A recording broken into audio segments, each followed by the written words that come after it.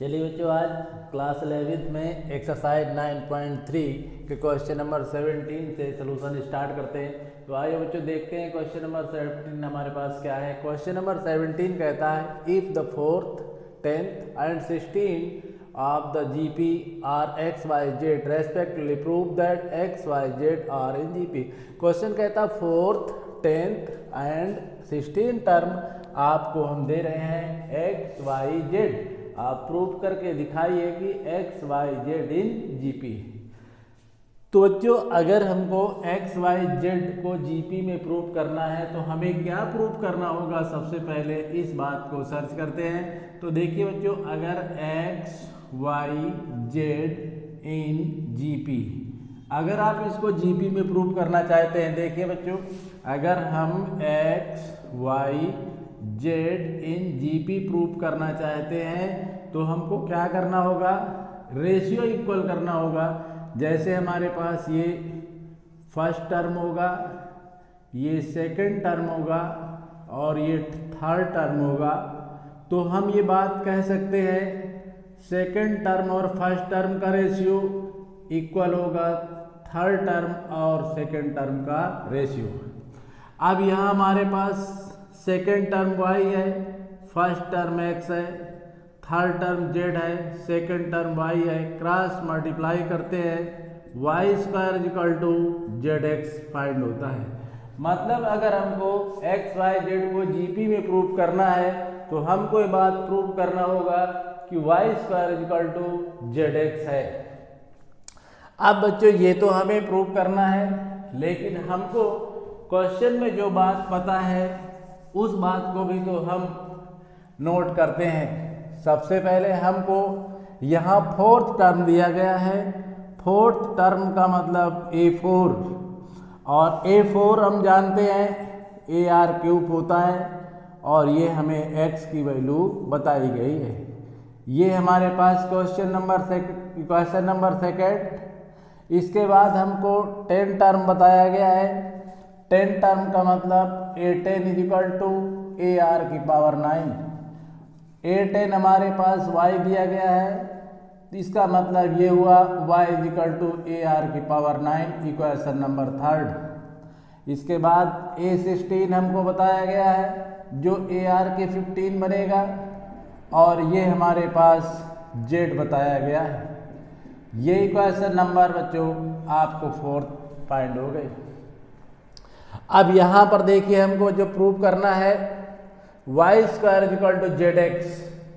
तो Y square equal to Z X में हम LHS लेते हैं और वाई स्क्वायर को नोट करते हैं।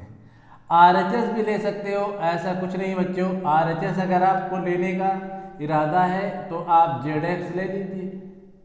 यहाँ देखिए बच्चों, जेड की वैल्यू हमारे पास है AR⁵, और x की वैल्यू हमारे पास इक्वेशन नंबर फर्स्ट में AR⁵ है। अब इनको आगे सॉल्व करते हैं। यहाँ पर A², ये बेस इक्वल है, इनकी पावर प्लस हो जाएगी और ये 18 बनेगी। इसी को बच्चों और आगे सॉल्व करेंगे तो हम इसका रूट ले लेते हैं, इसका रूट ले लेते हैं, पावर 9 बनती है और इसका स्क्वायर कर देते हैं। यहाँ तक भी आपको कोई प्रॉब्लम होने वाली नहीं है। अब यहाँ पर इक्वेशन नंबर थर्ड में देखिए बच्चों, थर्ड में हमारे पास जो थर्ड इक्वेशन है y इक्वल टू AR⁹ है। इसका मतलब AR⁹ की जगह हम y डाल सकते हैं, इसमें स्क्वायर है तो स्क्वायर कर दिया है। ये हमारे पास लेफ्ट हैंड साइड में वैल्यू थी। इसका मतलब ये बात आपने प्रूव कर दिया, Y square equal to Z X हो गया। जब Y square equal to Z X हो गया तो बात क्लियर हो गई कि X Y Z in GP. यही बात हमको प्रूव करके देना था। इस तरह से बच्चों क्वेश्चन आपने 17 बिल्कुल डन कर दिया। आइए बच्चों, क्वेश्चन नंबर 18 देखते हैं। क्वेश्चन नंबर 18 हमारे पास है find the sum to n terms of the sequence 8, 88, 888, 8888 ये क्वेश्चन हमारे पास, ये सीक्वेंस हमारे पास है, इसमें n टर्म का सम फाइंड करना है। तो आइए सबसे पहले बच्चों ये कंफर्म करते हैं कि जो हमें सीक्वेंस पता है वो एपी में है या जीपी में है। एचपी में तो बात नहीं बनती क्योंकि हमारे पास एचपी है नहीं सिलेबस में। तो सबसे पहले आइए देखिए, हमें एन टर्म का सम फाइंड करना है। तो एन टर्म के सम के लिए हम Sn = इसको प्लस करते हैं 888 प्लस 8888 प्लस डैश कहाँ तक, एन टर्म तक इसका सम फाइंड करना है।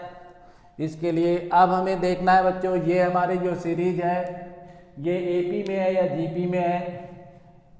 यदि ये एपी में है तो इसमें कॉमन डिफरेंस इक्वल होना चाहिए, टू टर्म का जो डिफरेंस है वो इक्वल होना चाहिए। तो देखिए बच्चों, अगर हम यहाँ पर लेते हैं कॉमन डिफरेंस तो 88 में हम 8 माइनस करते हैं 80 आता है, लेकिन नेक्स्ट टर्म में अगर हम यहाँ पर 888 में 80 माइनस करते हैं तो यहाँ पर हमारे पास 800 आता है। कॉमन डिफरेंस इसमें इक्वल नहीं है, इस बात से क्लियर हो जाता है कि ये जो हमें सीक्वेंस पता है ये एपी में तो हो नहीं सकती। तो आइए बच्चों इसके बाद जीपी में देखते हैं। जीपी के लिए आर की वैल्यू फाइंड करते हैं और देखते हैं रेशियो इक्वल है या नहीं। आप सेकेंड टर्म में फर्स्ट टर्म से डिवाइड करते हैं 11 मिलता है, लेकिन जब हम थर्ड टर्म से सेकेंड टर्म को डिवाइड करते हैं तो आइए देखिए 8 से इसको हमने कैंसिल किया तो अब हमारे पास 111 डिवाइड 11। अब आप इससे डिवाइड करेंगे तो ये कन्फर्म है कि हमारे पास जो वैल्यू आएगी वो बिल्कुल रेशियो में इक्वल नहीं है।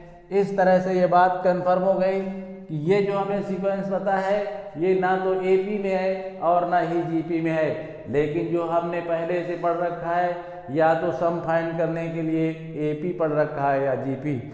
आप देखिए बच्चों, चूंकि हमको सम तो फाइंड करना है, ना तो सीरीज एपी में है ना ही जीपी में है, लेकिन फिर भी हमको करना है। तो अब हमारे विवेक पर निर्भर करता है कि हम इस क्वेश्चन को, इस सीक्वेंस को किस तरह से किसी फार्मूले के अकॉर्डिंग चेंज कर लें। तो बच्चों आइए इसमें सबसे पहले हम 8 कॉमन लेते हैं। ऐसे क्वेश्चनों को आप विशेष ध्यान रखेंगे। सबसे पहले हम इसमें 8 कॉमन लेंगे तो यहाँ पर 1 बनेगा, यहाँ 11 बनता है, यहाँ 111 बनता है और यहाँ 1011 बनता है, 1111 बनता है प्लस डैश। इस तरह से बच्चों आपने रन कर लिया। ऐसे क्वेश्चनों को विशेष आप तरीके से सॉल्व करेंगे। अब आपको बच्चों 9 से मल्टीप्लाई करना है। इसमें इस तरह के सभी क्वेश्चनों में यही प्रक्रिया आपको अप्लाई करना है। सभी में आपने 9 से मल्टीप्लाई कर दिया, लेकिन आप समझ गए होंगे कि जब आप 9 से मल्टीप्लाई करेंगे तो 9 से डिवाइड ही करेंगे, तभी क्वेश्चन में कोई चेंजमेंट नहीं होगा। इसके बाद अब आप क्या करेंगे, देखिए 8/9 को तो आप कोई डिस्टर्बेंस मतलब इसके कोई चेंजिंग नहीं करेंगे, लेकिन यहाँ जरूर आप करेंगे। 10 के प्लेस पे आप डाल सकते हैं बच्चों, 9 के प्लेस पे 1 - 10 10 - 1 और 99 के प्लेस पे 100 - 1 और 999 की जगह 1000 - 1 और यहाँ 10,000 - 1। इस तरह से बच्चों इसको आगे सॉल्व कर सकते हैं। इसके लिए देखिए यहाँ पर हमारे पास ये 1000 है और इस तरह से 10,000 के लिए आपने और ये कर दिया। अब यहाँ देखिए बच्चों आगे क्या करेंगे, 1 को एक साइड ले चलते हैं तो हमारे पास जो 1 वाली वैल्यू है एक साइड जाएगी। यहाँ 10, 100, 1000 और यहाँ 10,000 और प्लस डैश और प्लस -1 और -1 और माइनस डैश। ये आपने डन कर दिया। अब यहाँ देखिए बच्चों, अब अगर हम ये रेशियो निकालते हैं तो देखिए यहाँ पर रेशियो 100 में हम 10 से डिवाइड करते हैं, ऑल ओवर 10 आता है। 1000 में 100 से डिवाइड करते हैं तो 10 आता है। मतलब ये सीरीज हमारी जीपी में कंप्लीट है। जीपी के लिए ये हमारी सीरीज जीपी में बन रही है बच्चों। यहाँ पर ए की वैल्यू कितनी है, 10 है आर की वैल्यू कितनी है 100/10 मतलब सीधे 10 है। तो अब यहाँ पर हमें सम का फार्मूला यूज करना है और किसमें, यहाँ पर r ग्रेटर देन 1 है, इसलिए हमें फार्मूला डालना होगा AR⁻n-1 डिवाइड में r-1। अब यहाँ तो हम फार्मूला डाल देंगे, लेकिन आगे क्या करेंगे बच्चों, देखिए ये 1 1 1 कितनी बार है, n बार है। अगर ये 10 बार होता तो 10 से मल्टीप्लाई करते 1 में, लेकिन यहाँ पर हमारे पास ये n बार है तो -1 में n से मल्टीप्लाई करेंगे। ये 9/8 को आप फर्स्ट और सेकंड दोनों में मल्टीप्लाई करेंगे तो यहाँ पर भी आपको मल्टीप्लाई करना है 8/9 से। अब यहाँ पर देखिए बच्चों a की वैल्यू हमारे पास कितनी है 10, r की वैल्यू हमारे पास 10⁻n-1 और यहाँ 10-1। इस तरह से ये आपने डन कर दिया। Sn = 80/9 और यहाँ 10⁻n-1 डिवाइड में 9, 8/9 ऑल ओवर आपका चलता रहेगा। इस तरह से इसको बच्चों आगे सॉल्व करते हैं तो यहाँ पर जब फाइनली सलूशन आपका जाएगा Sn = 80/81, 9 × 9 से मल्टीप्लाई हो गई, यहाँ 10⁻n-1 -8/9n। इस तरह से आपने इस सीरीज के n टर्म के सम के लिए जो प्लान किया वो आपने बिल्कुल डन कर लिया। तो इस तरह से बच्चों कोई सा क्वेश्चन हो, यहाँ 5 हो, 5 हो, मतलब 5 हो, 7 हो, 6 हो, सभी क्वेश्चनों में यही काम करना है। सबसे पहले यहाँ पर ये डिजिट कॉमन ले लेना है, इसके बाद फिर आपको 9 से मल्टीप्लाई करके 9 से डिवाइड कर देना है, फिर इनको ब्रेक कर देना है, फिर 2 सीरीज बना लेना है, फिर ये कंफर्म करना है कौन सी सीरीज किस में है और उसी के अकॉर्डिंग आपको फार्मूला अप्लाई करना है। इस तरह से क्वेश्चन डन हो गया। नेक्स्ट क्वेश्चन देखते हो बच्चों। आइए बच्चों क्वेश्चन नंबर 19 देखते हैं। 19 क्वेश्चन हमारे पास है, find the sum of product of the corresponding terms of the sequence 2 4 8 16 32 and 128 32 8 2 1/2। Question कह रहा है हम आपको सीक्वेंस नंबर 1 और सीक्वेंस नंबर 2 दे रहे हैं, इनके करस्पॉन्डिंग टर्म्स का प्रोडक्ट करिए, प्रोडक्ट करने के बाद जो आपको सीक्वेंस तैयार होती है उसका सम फाइंड करिए। तो क्वेश्चन बच्चों समझ में आ गया। अब यहाँ पर एक बात समझ में नहीं आ रही, करस्पॉन्डिंग टर्म क्या होते हैं। करस्पॉन्डिंग टर्म का मतलब है बच्चों, अगर हम पहले सीक्वेंस का फर्स्ट टर्म लेते हैं तो उसका प्रोडक्ट दूसरे सीक्वेंस के फर्स्ट टर्म से ही करना है, वही उसके करस्पॉन्डिंग टर्म होते हैं। तो सबसे पहले आइए बच्चों देखते हैं इसके सलूशन में। सीक्वेंस नंबर फर्स्ट देखते हैं, हमारे पास सीक्वेंस फर्स्ट है, देखिए सीक्वेंस फर्स्ट हमारे पास 2 4 8 16 32। अब हमारे पास ये सीक्वेंस सेकंड है, सीक्वेंस सेकंड हमारे पास है 128 32 8 2 1/2। ये हमारे पास फर्स्ट और सेकंड सीक्वेंस है बच्चों, इनके करस्पॉन्डिंग टर्म का प्रोडक्ट करते हैं। तो आइए देखते हैं बच्चों प्रोडक्ट, इनका प्रोडक्ट हम देखते हैं। तो प्रोडक्ट हमारे पास आप देखिए किस तरह से आप इनका प्रोडक्ट करेंगे। अब यहाँ पर फर्स्ट सीक्वेंस का सेकंड सीक्वेंस के फर्स्ट टर्म से ही मल्टीप्लाई होगा, तो यहाँ 2 में मल्टीप्लाई करते हैं 1 to 8 से, कामा इसका सेकंड टर्म तो इसका सेकंड टर्म 4 में 32 से मल्टीप्लाई, इसका थर्ड टर्म तो सीक्वेंस का भी थर्ड टर्म, इसका फोर्थ टर्म तो इसका भी फोर्थ टर्म, इसका फिफ्थ टर्म लेते हैं तो इसका भी फिफ्थ टर्म। इस तरह से इसको आगे सॉल्व करते हैं बच्चों। तो यहाँ पर 8 2 जा 16, 2 2 जा 4 5 256, इसकी मल्टीप्लाई करते हैं 128, यहाँ 64 32 और इससे कैंसिल कर दिया 16। अब इसका सम फाइंड करना है। यहाँ पर बच्चों हमारे पास 5 टर्म है। अब आप देखिए प्लस करेंगे, चाहे इधर से प्लस करें या इधर से प्लस करें, सम तो उतना ही आना है। तो सीक्वेंस को आप चेंज कर सकते हैं। सीक्वेंस को चेंज करने के लिए देखिए बच्चों, Sn = हम ले सकते थे 16 प्लस 32 प्लस 64 प्लस 128 प्लस 256। लेकिन यहाँ पर हमारे पास केवल 5 टर्म है, n नहीं डालेंगे बच्चों, 5 टर्म लेंगे। चलिए फार्मूला डालते हैं पहले। फार्मूला अब ये सीरीज इस तरह से हो सकती थी आगे, लेकिन हमको आगे नहीं लेना। हम Sn का फार्मूला डालते हैं। सबसे पहले हमारे पास a टर्म 16 है, r फाइंड करेंगे, 32/16 = 2 आएगा। r ग्रेटर देन 2 है, r ग्रेटर देन 1 है बच्चों। तो इस तरह से आप इसमें जो फार्मूला डालेंगे वो Sn का डालेंगे। तो किस तरह से डालेंगे, Sn = a r⁻n-1 r-1। यहाँ पर n के प्लेस पे 5 लेंगे, क्योंकि हमें केवल 5 टर्म का सम फाइंड करना है। a के प्लेस पे हमारे पास 16 है, r की वैल्यू हमारे पास 2 है, 2⁵ डिवाइड में 2 - 1। इसको आगे सॉल्व करते हैं बच्चों। जैसे आगे सॉल्व करेंगे तो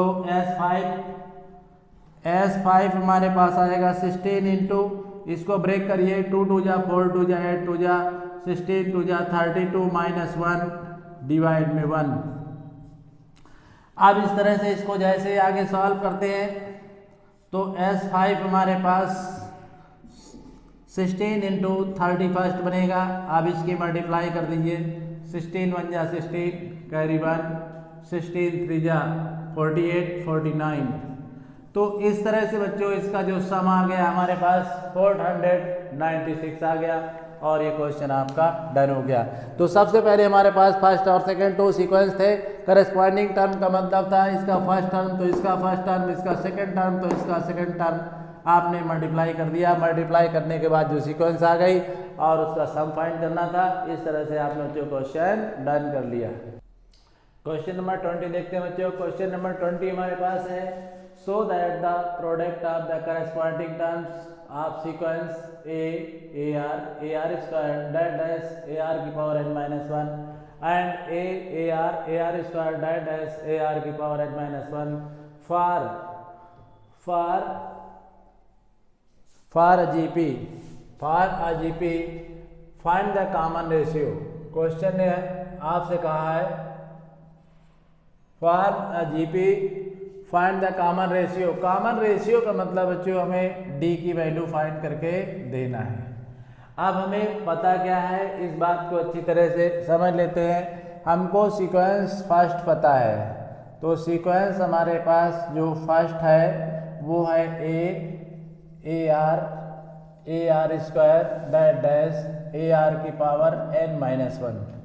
अब यहाँ पर हमारे पास सीक्वेंस सेकंड भी पता है, और वो कैपिटल ए और ये capital ar square dash ar⁻n-1। अब आपको क्या करना है बच्चों, इनके करस्पॉन्डिंग टर्म्स का प्रोडक्ट निकालना है। तो आइए करस्पॉन्डिंग टर्म का प्रोडक्ट इसका पता करते हैं। तो करस्पॉन्डिंग टर्म के प्रोडक्ट में फर्स्ट सीक्वेंस का फर्स्ट टर्म और सेकंड सीक्वेंस के फर्स्ट टर्म का प्रोडक्ट होगा, सेकंड टर्म का सेकंड टर्म से होगा, थर्ड टर्म का थर्ड टर्म से होगा, और यहाँ एन टर्म का जो प्रोडक्ट है वो एन टर्म से होगा। तो इस तरह से आपने इसका प्रोडक्ट कर दिया है। अब आपको बच्चों यहाँ करना कुछ नहीं है, आपको तो कॉमन रेशियो चाहिए। तो कॉमन रेशियो का मतलब क्या होता है, देखिए बच्चों, ये हमारे पास फर्स्ट टर्म है, ये सेकंड टर्म है, और ये थर्ड टर्म है, और ये एन टर्म है। कॉमन रेशियो आपको चाहिए। तो कॉमन रेशियो आप कैसे फाइंड करेंगे? कॉमन रेशियो के लिए आपके पास एक ही फार्मूला है कि आप सेकंड टर्म में फर्स्ट टर्म को डिवाइड कर दीजिए। तो यहाँ पर a2/a1 बनेगा, और a2 हमारे पास ar डिवाइड में a ये कैंसिल हो जाते हैं बच्चों। तो हमारे पास स्मॉल r और कैपिटल R की फॉर्म में कॉमन रेशियो मिल जाता है। तो आपको ये कॉमन रेशियो तो फाइंड करना था, लेकिन ये भी तो बताना था कि ये जीपी में है। तो जीपी के लिए बच्चों आपको क्या करना था, जीपी के लिए कॉमन रेशियो इक्वल होना चाहिए। तो अब यहाँ तो आपने r की वैल्यू फाइंड कर लिया, आगे के टर्म भी लेते हैं। तो इस तरह से फिर आपको क्या करना होगा, कॉमन रेशियो के लिए आपको इस तरह से करना होगा कि थर्ड टर्म में यानी सेकेंड टर्म में फर्स्ट टर्म से डिवाइड करें, थर्ड टर्म में सेकेंड टर्म से डिवाइड करें, या फोर्थ टर्म में थर्ड टर्म से डिवाइड करें। सभी की वैल्यू सेम आनी चाहिए। अगर ऐसा कर पाते हैं तो ये कंफर्म हो जाता है कि जो आपको सीक्वेंस कंप्लीट मिली है वो जीपी में है। तो यहाँ तो आप पहले से इसकी वैल्यू फाइंड कर चुके हैं बच्चों। वैसे ए R into A R divide में ए आर ये कैंसिल हो जाते हैं, तो यहाँ पर आर कैपिटल आर आ जाता है। थर्ड टर्म हमारे पास ये था A R square A R divide में A R into A R. A से कैंसिल हो जाते हैं, स्क्वायर से स्क्वायर कैंसिल हो जाते हैं। फाइनली बच्चों आंसर आपके पास ए आर आ जाता है। इसी तरह से इसमें भी लेंगे तो भी यही आ जाएगा, क्योंकि कॉमन रेशियो ऑलरेडी इक्वल हो रहा है बच्चों। तो इस तरह से ये बात हम बिल्कुल कंफर्म कर सकते हैं कि जो हमारी प्रोडक्ट के बाद सीरीज बनी है वो पूरी तरह से जीपी में है। इस तरह से क्वेश्चन नंबर बच्चों 17, 18, 19 और 20 आपने डन कर लिया।